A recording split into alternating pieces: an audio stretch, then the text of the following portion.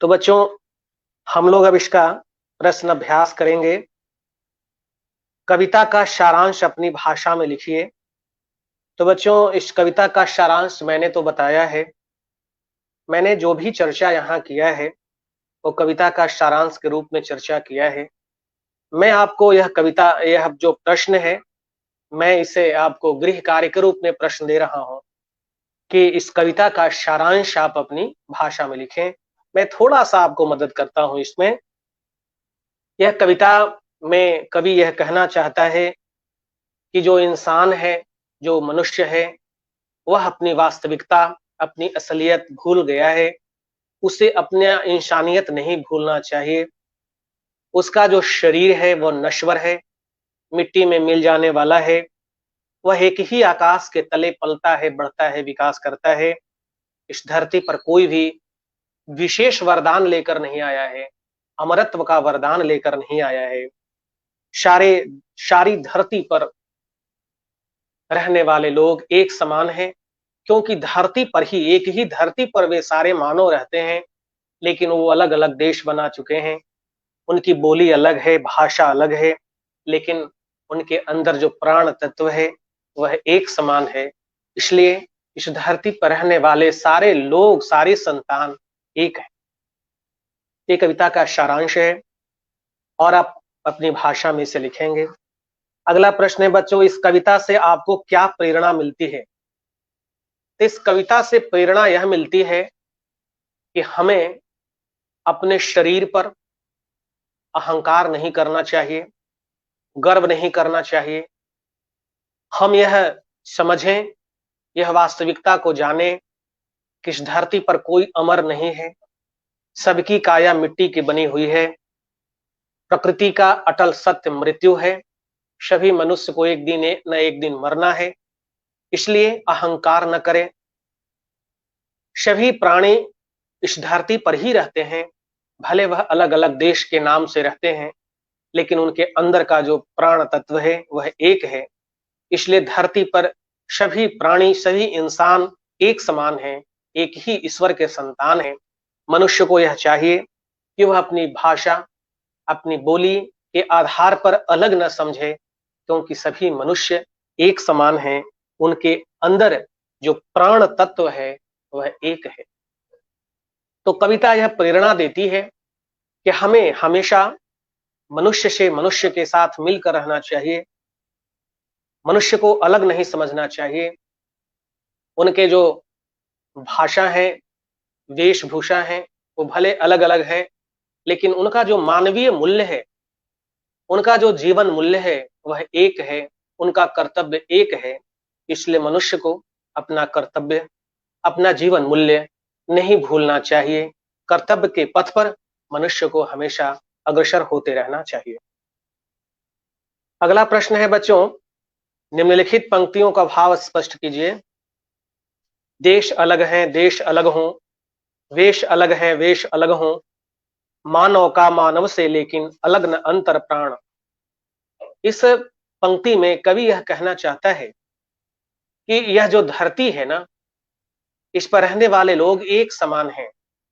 धरती ने ही मनुष्य को जन्म दिया है। सभी मनुष्य धरती पर ही रहते हैं, लेकिन वह अपने अपने देश के नाम से पुकारते हैं। कुछ हिस्सों को अपना देश मानते हैं। ठीक है, अलग अलग देश हो सकते हैं, अलग अलग देश होना भी चाहिए। अलग अलग वेशभूषा है, अलग अलग भाषा बोली है, अलग अलग रहनी भी चाहिए। लेकिन मानव से मानव का जो नाता है वह अलग नहीं है। धरती पर के सारे मनुष्य, सारे मानव, सारे इंसान एक समान हैं, क्योंकि उनके अंदर का जो प्राण तत्व है, जो चेतना की शक्ति है, वह एक समान है। मानव मूल्य, उनका जो कर्तव्य है वह एक समान। अगला है पंक्ति बच्चों, सबकी है मिट्टी की काया, सब पर नभ की निर्मल छाया, यहाँ नहीं है कोई आया, ले विशेष वरदान। कवि कहता है कि मनुष्य को अपनी देह पर, अपने शरीर पर अहंकार नहीं करना चाहिए, गर्व नहीं करना चाहिए। अपनी देह की शक्ति से, दूसरों को प्रताड़ित नहीं करना चाहिए, शोषित नहीं करना चाहिए, अन्याय नहीं करना चाहिए, जुल्म नहीं ढाना चाहिए, सितम नहीं ढाना चाहिए। क्योंकि यह जो देह है ना, वह नश्वर है, यह मिट्टी की बनी हुई है और यह मिट्टी में ही मिलेगी। यहाँ कोई भी विशेष वरदान लेकर नहीं आया है, अमरता का वरदान लेकर नहीं आया है। सारे मनुष्य को एक न एक दिन मरना है। मृत्यु इस प्रकृति का अटल सत्य है। इसलिए अपने शरीर पर अहंकार न करो, अपनी देह पर घमंड न करो। अगला प्रश्न है बच्चों, पाठ से आगे मनुष्य किस प्रकार दूसरों को अपने से भिन्न समझते हैं? मनुष्य किस प्रकार दूसरों को अपने से भिन्न समझते हैं? मनुष्य भाषा के आधार पर, बोली के आधार पर, खान पान के आधार पर, वेशभूषा के आधार पर, अलग अलग देश के आधार पर एक दूसरे से अलग समझते हैं, एक दूसरे को अलग समझते हैं। कहते हैं कि मैं अलग हूं, वह अलग है, लेकिन वास्तविकता यह नहीं है।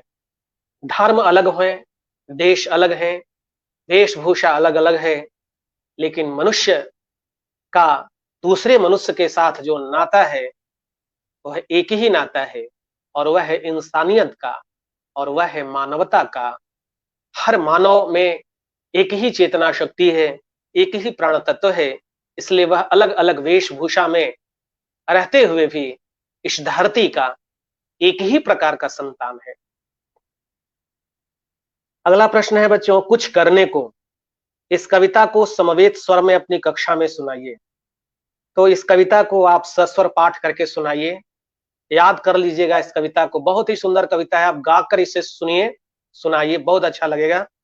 तो बच्चों, मैं यह कविता जो पढ़ाया है यह बहुत अच्छी कविता है, बहुत प्रेरणादायक कविता है, मनुष्य के अंदर इंसानियत का बोध कराने वाला है, आत्मबोध कराने वाला है।